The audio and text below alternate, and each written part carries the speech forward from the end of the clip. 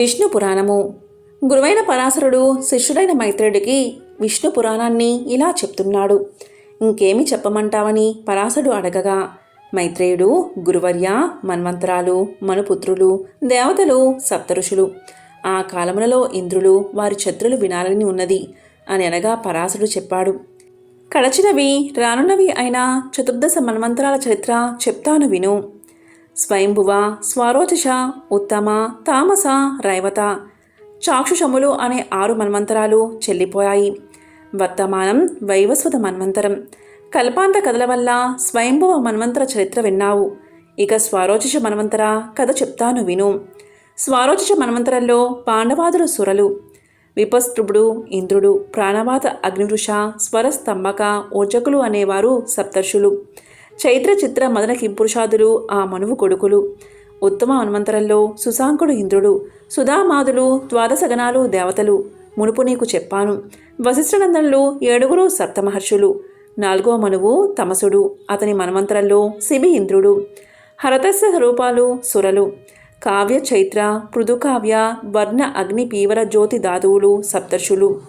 ఖ్యాతి జాను జంగాదులు ఆ మనువు కొడుకులు.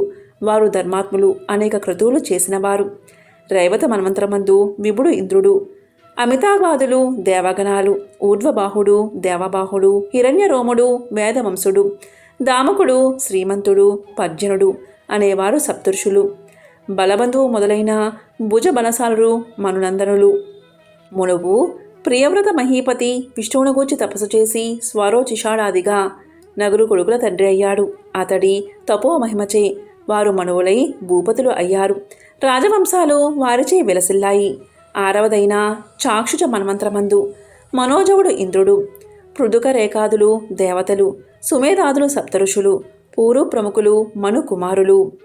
వర్తమాన అనంతరున సూర్యనందనుడు వైవస్సుడు రాజు, పురంధరుడు ఇంద్రుడు, ఆదిత్య వసుద్రుడు దేవతలు, గౌతముడు జమదగ్ని, కశ్యపుడు అత్రి భరద్వాజుడు, వశిష్ఠుడు విశ్వామిత్రుడు సప్తర్షులు, ఇక్షాకువు నాభాగుడు మొదలుగా 9 మంది మనునందన్లు. వారు వేరువేరు వంశకర్తలై అశ్వమేధాది యజ్ఞాలు నిర్వర్తించగా చేసి సాటిలేని బలాపక్రమాలతో సిరి సంపదలతో రాణించారు. ఇంతకు ఆధారం అప్రమేయమైన విష్ణుశక్తి అని గ్రహించు. శ్రీహరి వంశములు ఆయా మన్వంతరాలలో రూపాలు ధరించి సాత్విక గుణములతో జగాలు రక్షిస్తూ ఉంటాయి. సురలు, సిద్ధులు, ఆద్యులు, చరాచర భూతాలు, కేచరులు, భూచరులు, జలాచరాలు, వనచరాలు, మృగాలు, ఇలా జీవకోటి అంటే శ్రీ విష్ణుదేవుని విభూతిగా భావించు, సంభావించు అని చెప్పి అనాగత మన్వంతర విషయం చెప్పడం ఆరంభించాడు. సూర్యుడు విశ్వకర్మ పుత్రికను సంజ్ఞను పెళ్లాడి ఆమెతో వినోదించు ఉండగా కొంతకాలానికి మనువు, యముడు అని 2 కొడుకులు, యమున అనే కూతురు కలిగారు.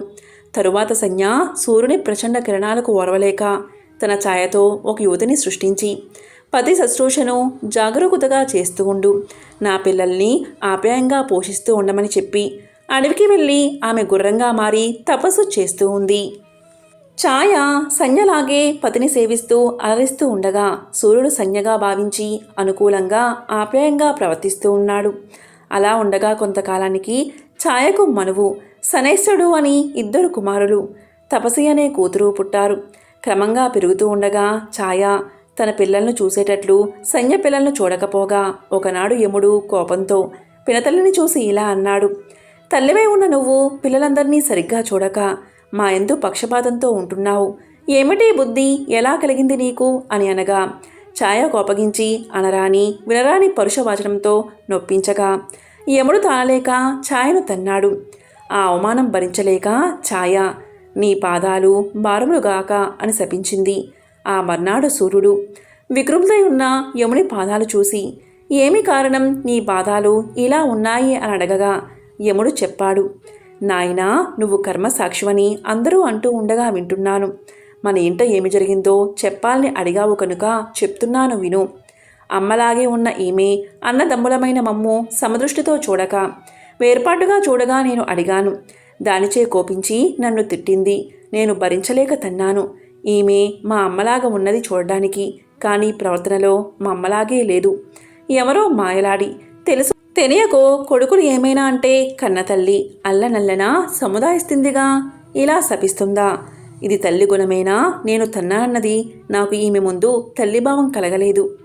నా మనస్సాక్షిగా చెప్తున్నాను, ఈమె నా తల్లి కాదు, నేనేమి కొడుకును కాదు. చిత్తగించు, ఇక మీ ఇష్టం, నా అదృష్టం. సూర్యుడు ఛాయాదేవిని పరిశీలనగా చూశాడు. కాంత, ఎవరు నీవు? యముడిపై అంత నిర్దయగా ప్రవర్తించావు. కన్నతల్లి అలా శపిస్తుందా? ఏమి కారణం? నువ్వు మాయలాడివలే నమ్మవలసి వచ్చింది. ఉన్నది ఉన్నట్లు చెప్పు. చెప్పవా నీకు తగిన శిక్ష వేయవలసి వస్తుంది అని అనగా, ఛాయ, పద్మబాంధవా, నేను సంజ్ఞను కాదు. నా పేరు ఛాయ. నీ కిరణాల వేడి భరించలేక సంజ్ఞ నన్ను తన ఛాయతో కల్పించి ఇక్కడ ఉంచి తాను అడవికి పోయింది. తపస్సు చేస్తుందట. ఛాయమాటలు విని సూర్యుడు మరేమీ అనలేక యముడి పాదాలు యథాపూర్వంగా ఉండినట్లు అనుగ్రహించాడు. ఛాయ వల్ల సంజ్ఞ ఉన్న అరణ్య నివాసం తెలుసుకుని వెళ్ళి తాను గుర్రలాగా మారి ఆమెను మోహపెట్టి వినోదంగా ఉన్నాడు. అలా ఉండగా అశ్విని దేవతలు రేవంతుడు పుట్టారు. తరువాత సూర్యుడు సంజ్ఞతో నిజరూపానికి వచ్చి సుఖంగా ఉన్నాడు. అంతలో విశ్వకర్మ త్వష్ట వచ్చి సంజ్ఞబాధ సూర్యునకు చెప్పి ఒప్పించి అతని కిరణాలను హస్తయంత్రంతో సానపెట్టాడు. 1000 కిరణాల్లో 8వ వంతు సానపట్టుతో ఒకంత వేడి తగ్గింది. సంజ్ఞ సహించగలిగింది. తరువాత విశ్వకర్మ సాన పట్టినప్పుడు శివుడుకు త్రిశూలం, విష్ణువుకు చక్రం, కుబేరుడికి ఖడ్గం, కుమారుడికి శక్తి, వివిధ ఆయుధాలు ఆయా దేవతలకు రూపొందించి ఇచ్చాడు. ఈ విధంగా వైష్ణవ తేజస్సు ఆయా దశల్లో పలు విధాలా భాసిస్తూ ఉంటుంది. కొంతకాలానికి సూర్యుడి వల్ల సంజ్ఞకు ఒక కుమారుడు ఛాయాశక్తితో సహా కలిగాడు. పేరు సావర్ణి. అన్ని విధాలా తన అన్నలకు సాటి అయిన లోక పావనమూర్తి. ఆ సావర్ణి తపశ్శక్తితో విష్ణు అనుగ్రహం కోరి మనువు కావాలని తపస్సు చేస్తున్నాడు. రసాతలాధిపతి అయి ఉన్న బలి ఇంద్ర పదవికై వాసుదేవుణ్ణి ఆరాధిస్తున్నాడు. సుతపాది విసంతి గణాలు దేవగణాలు కావాలని తపస్సు చేస్తున్నారు. గాలవుడు, దీప్తిమంతుడు, పరశురాముడు, కృపాచార్యుడు, అశ్వత్థామ, వృష్యశృంగుడు, సప్తమహర్షులు, నిర్మోహుడు, వీరబాహువు మున్నగువారు రాజులవుతారు. వారు సావర్ణి కొడుకులు. ఇలాగా ఆ మన్వంతరం గడిచిన తర్వాత దక్ష సావర్ణి మన్వంతరం ఆరంభమవుతుంది. ఆ మన్వంతరంలో మహావీరుడు ఇంద్రుడు, దార, మరీచి, సుధర్మ, గర్భాదులు దేవగణాలు, సవనుడు, భవ్యుడు, ధర్ముడు, ద్యుతిమంతుడు, దీప్తి, మేఘుడు, దీప్తకుడు, జ్యోతిష్పతి అనేవారు సప్తర్షులు, దివ్యకేతువు, మహాకేతువు మొదలైన ఆ మనువు కొడుకులు రాజులు. తరువాత అది బ్రహ్మ సావర్ణి మన్వంతరం.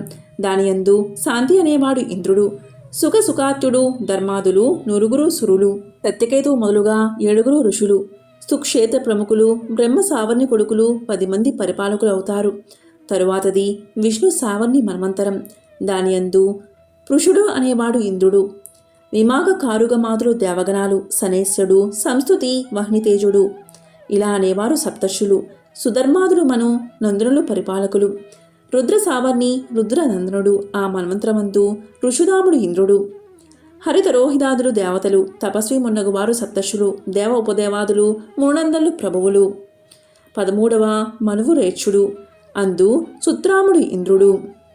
ఈ మనువులు, ఈ ఇంద్రాదులు బ్రహ్మ పగటి సమయంలో బాసిలుతూ ఉంటారు. 4 యుగాలు చెల్లగా ఇతర వేదాలు ప్రమాద స్థితిలో ఉండగా సప్తర్షులు వచ్చి వేదాంగాలను ప్రతిష్ఠించి సక్రమంగా నడిపిస్తారు. ఈ విధంగా గురువైన పరాశరుడు శిష్యుడికి ఇలా వివరిస్తున్నాడు విష్ణు పురాణము. ఓం నమో నారాయణాయ.